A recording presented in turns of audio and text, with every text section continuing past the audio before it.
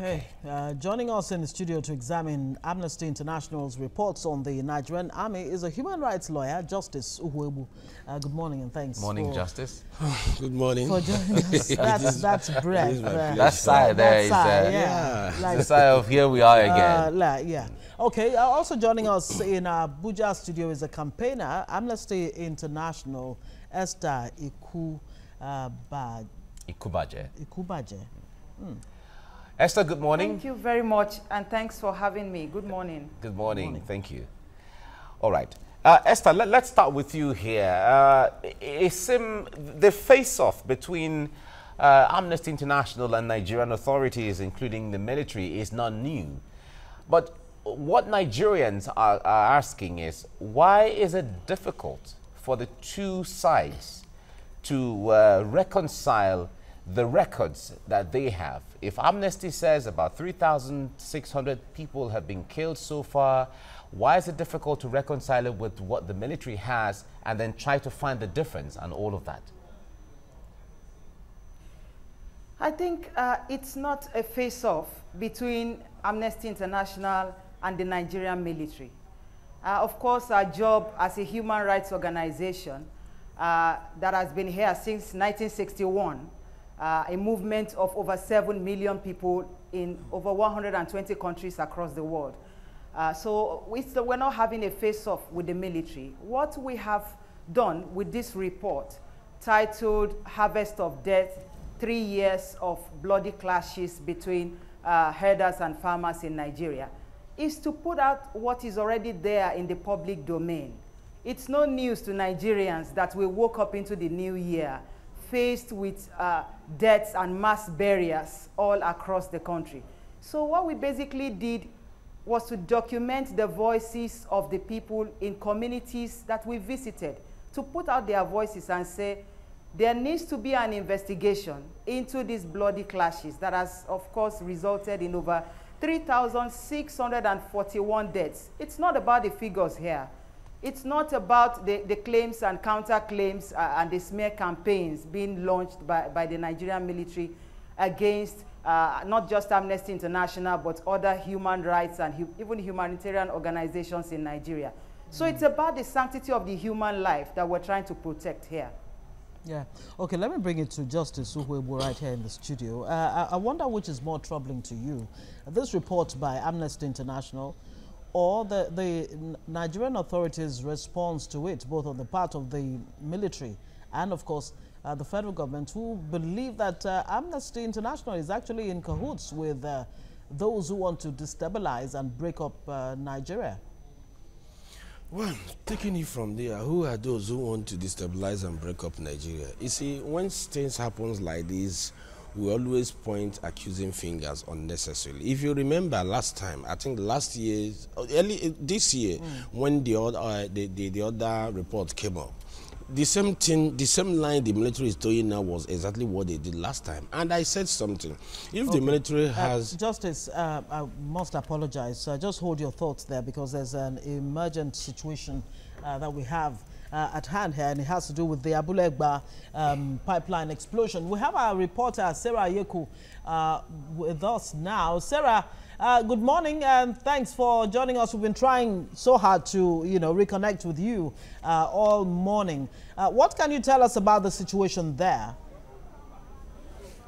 All right, getting here was a bit stressful because of the traffic, and then of course the roads, the inner roads that are not very good for persons coming in at this emergency time. Now the problem is that the situation happened just behind me, which we have a tanker, a container actually.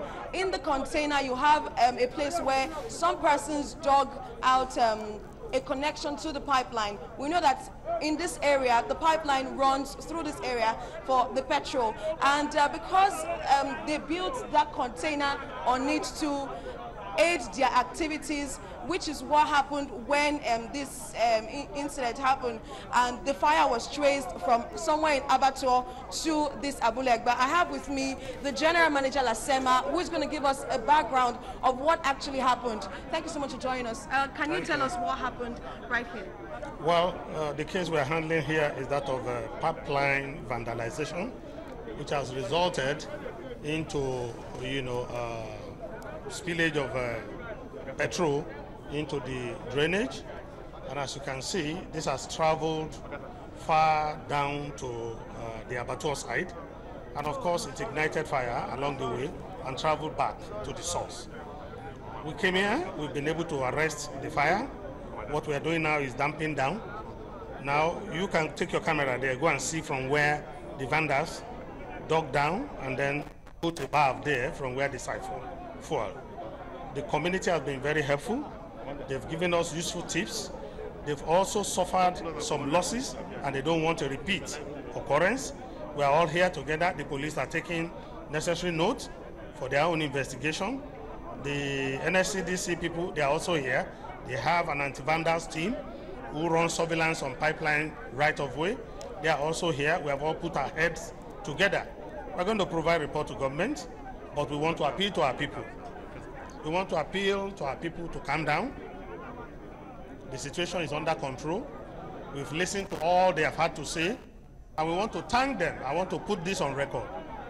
Abule Egba community, they've been friendly to security agencies and emergency workers here. Well, has there been any casualty recorded here at the scene? Well, we have not recorded any fatalities, but there are casualties, injuries, not very fatal.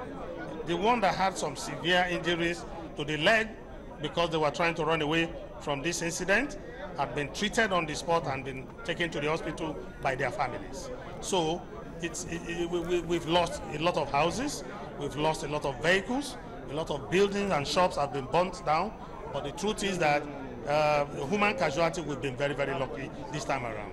All right, I also have with me one of the police officials who's going to be giving us an explanation as to what happened. Now, we've heard from people in the community that they have made complaints over time concerning these activities. What can you say about that? I will not know about that.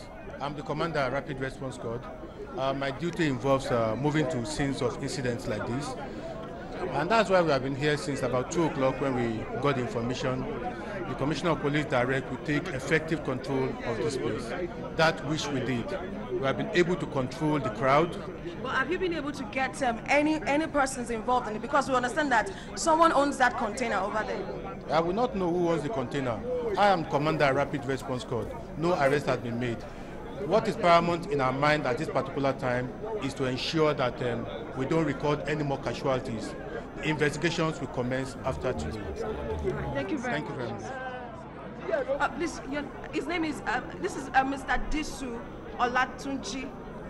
You are representing the Commissioner of Police. The Commissioner of Police. All right. And also, this situation that happened, has to do with persons, vandals who have been taking, they've been performing these activities for quite some time, and it just happens that today it became open to the world. I have also with me someone from the civil defense who's going to be telling us about what happened and what the information they got from the community. What can you tell us about? Well, basically, my name is Tajuddin Balogun. I'm the Lagos State Commander, Nigerian Security and Civil Defense Corps. We got this information while our anti-vandal men were doing their normal patrol in the night. Immediately we heard that, we swing into action in conjunction with all other security agencies. The community here has been very, very helpful, just like what the other man said. But investigation is ongoing thoroughly to know exactly what is the cause of this unfortunate incident. We are hearing so many conflicting informations. So we need to know exactly what is the cause, and the next thing, how can we prevent such a thing from happening in the future. But the normal thing is, from our own point of view, is that we continue to do our work in a very, very holistic, comprehensive manner with all the other security agencies, as well as the citizens and the community people around here, so that this kind of situation doesn't ever happen again. This is usually a period, and we want everybody to be happy during this period. So all hands to be on deck to work together. You see something, you say something, but we will not relent, no retreat, no surrender, and we continue to do our best. But as I said, the major thing to do thorough investigation, what is the genesis of this issue.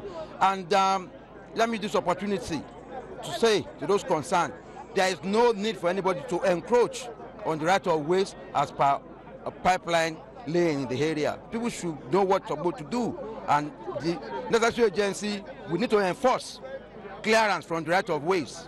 Very, very important. And the NNPC are also doing their job very well.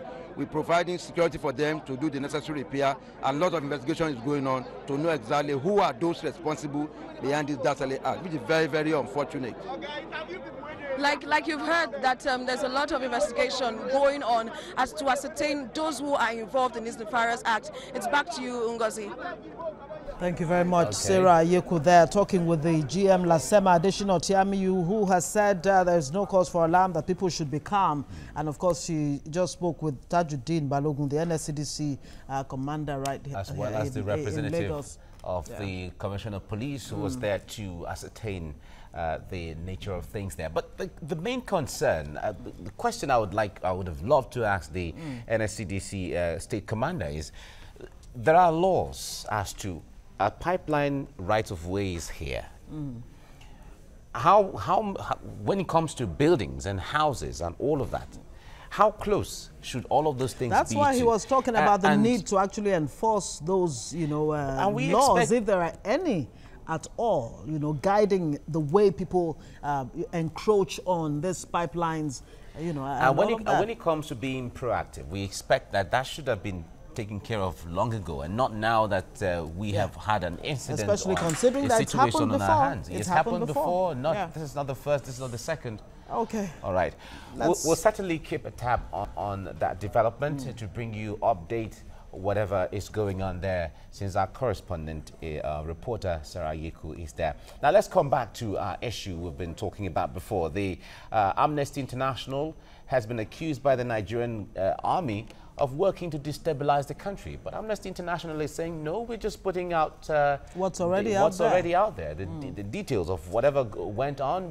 They spoke to the villagers and those victims who have been affected one way or the other, and those were the figures they got from the field. So how to agree to work together are the issues we've been talking about. Now we have Justice Tuwebu, human rights lawyer, with us in the studio. And from our Abuja studio as well, we have campaigner in Amnesty International, Esther Ikubaje. And also to let you know that the spokesman for the Nigerian Army, Brigadier General Sani Usman, agreed to be on the program, but had to attend to some other urgent matters this morning and couldn't join us right here. Now, Justice, before we went on that frolic, you were saying something about the issue of how Amnesty International over the years have been releasing figures. Yeah, of course.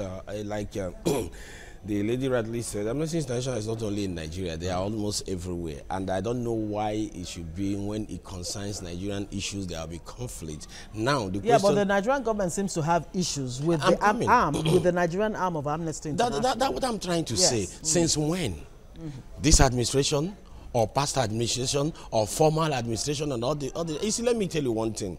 The truth is always bitter. I do not expect the military to start having issues with Amnesty International or start joining issues with Amnesty International. These things are in the limelight. We are Nigerians, we live in this country. We know what is happening. So many people will even give you a figure higher than what Amnesty International has even released. What I expect the Nigerian army to do is to come up with, if necessary, their own defense. No, this is not actually the way it is. This is our own records. And you see, let me tell you, let us stop all this blame game. Here, it is the military that is being political. You don't play politics with this kind of things, especially when human lives are involved. We are talking about Amnesty International report on violation of human rights and all the rest. As of yesterday, a former chief of army defense staff was murdered. Killed. And what you see, the military should go and hide their face in shame. Last time it was a retired major general. As I speak to you last week, a retired deputy commissioner of police with the wife was murdered and assassinated in Imo State. A magistrate was assassinated in Imo State. The security apparatus of this country has collapsed. And they are here making excuses instead of them to button up. Let me tell you, one of the reasons for such index is for the authority to do what? To gear up. And not to start joining issues unnecessarily. As far as I'm concerned, joining issues, okay, they are now calling for the closure of Amnesty International offices in Nigeria. Do they have such right? They don't. Yeah. Just because their report is not favoring you, must he favor you? Well, they said, the army said that they have credible evidence that Amnesty International is working to destabilize or dismember Nigeria. That's what that's quoting them directly. I'm fine. Bring out the credible evidence to the public. Let us see. Yeah. Ex factum, non-argumentatum sunt. Where the facts are, there are no need for argument. If you feel you have credible evidence, bring it out. We are Nigerians. People like us will vet it, will look at it, and will bring it to the public domain. So why are you shielding? Why are you hiding? When you know, as military officers even, that the best form of defense is what? Attack. So bring out the facts you have against Amnesty International. Let us look at it, put it on the round table, and vet it side by side. And secondly, let me even ask this question. Why would Amnesty International be interested in playing Nigerian politics? Is there anybody from Amnesty International that is contesting president? Or what?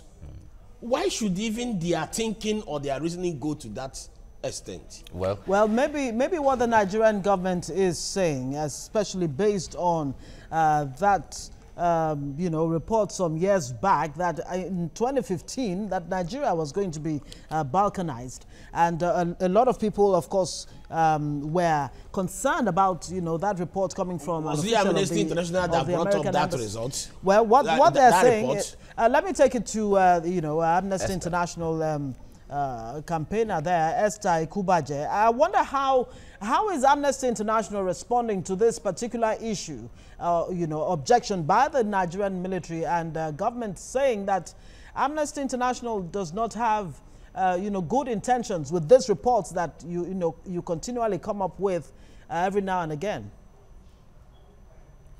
Let me just clear the air here that we are a human rights organization. We are not a political organization.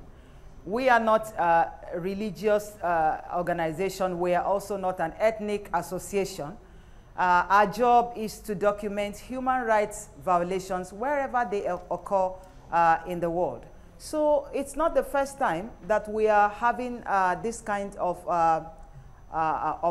attack or this kind of denials by the Nigerian military. But moving beyond the smear campaign, I would like to say that our report has documented over 3,641 deaths, with 57% of this happening in 2018 alone. So here we are talking about the lives of Nigerians, which should not be sacrificed on the altar of political interest. So we are not here to destabilize the country. We are not here to pursue any interest.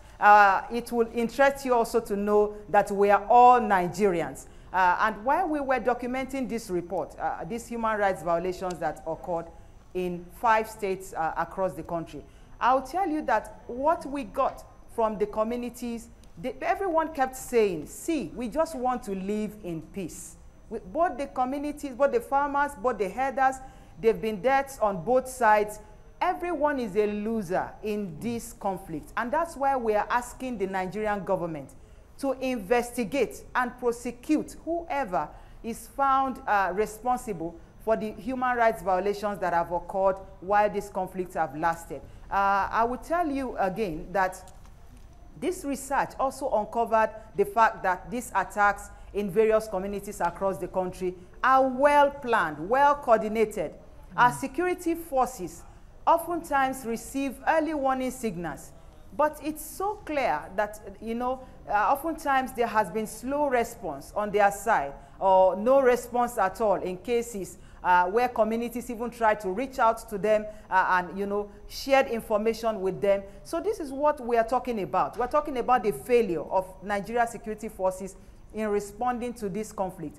And let me tell you, our work does not just involve documenting human rights violations by the Nigerian military. We've documented cases of forced evictions in Lagos, where over 30,000 people lost their homes to forced evictions. We've also documented cases of human rights violations in the Nigeria's Niger Delta region, where there's an environmental disaster going on.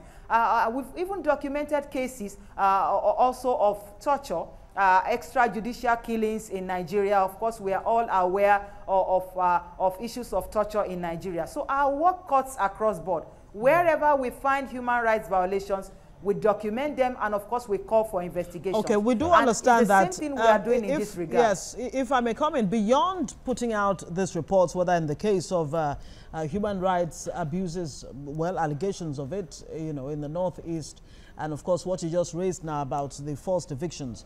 I mean, is there any kind of platform where you interface with governments at all levels to prefer solutions beyond just coming up with the reports? Yes, so beyond coming out with the report, what we do is once we find once we conduct our research and we get our findings, the first step we take is to share our findings with Nigerian authorities, and particularly regarding this report that we just released. We reached out to authorities in the states affected.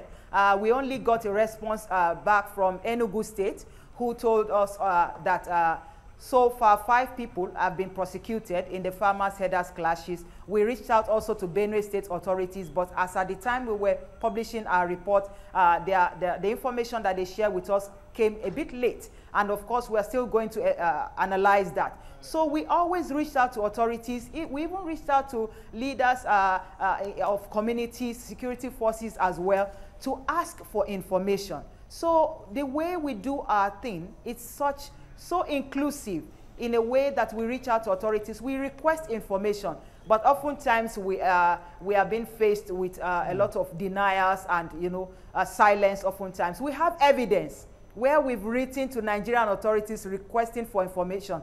We write to them, we write letters to them, and we've also received acknowledgement of these letters. We even make phone calls to them. So we don't, what we are doing is not in any clandestine way. Okay. Of course, we are very open in our research. All right, thank you. All right, Esther Ikubaje, campaigner, Amnesty International, thanks for talking to us this morning. All right, Justice, thank you for having me. Back to this issue. From what Esther said, it reminds one, you recall that General T.Y. Danjuma at the time came up, in fact, with an outburst that the military has been colluding. He used the word collude with some of these elements to perpetrate the acts. He was talking about that in the wake of some attacks within Wukari and some parts of Taraba State. We've also listened to some residents of Barakin Ladi in Plateau State who said that the military were aware, they were on ground, that they saw these people carrying out the attacks and killing, but they didn't do anything. How concerned are you? I am concerned because it is just an issue of impunity. It is just an issue of the whole thing begin to seem as if there is somebody somewhere who is playing a script, or somebody somewhere who is giving an instruction, or somebody somewhere who is dishing out directives on what the security forces should do, where they should step in and where they should not step in, to the extent they can go and all the rest. You see, let me tell you, if a thief comes to your house and you see the thief and you begin to pursue the thief runs out from your house. Even if you cannot reach him, the tendency that if you say ole, ole, other people will help you to catch the person is there. But when you rush out and you keep quiet, you are allowing that person to escape. That is exactly what is happening What here. would you say about the deployments in the wake of these killings to Benue, Nasarawa, Zamfara, and all the rest? The deployment of security forces, additional security forces to beef up, you know, to me, it doesn't solve any problem, because this is not the first time they are deploying. Let me tell you, what you need in security is tactical measures to tackle the crime. Because if, for example, information is given to the security agents that look at what we suspect, look at faces we'll see, look at movement we'll see, they should be under cover.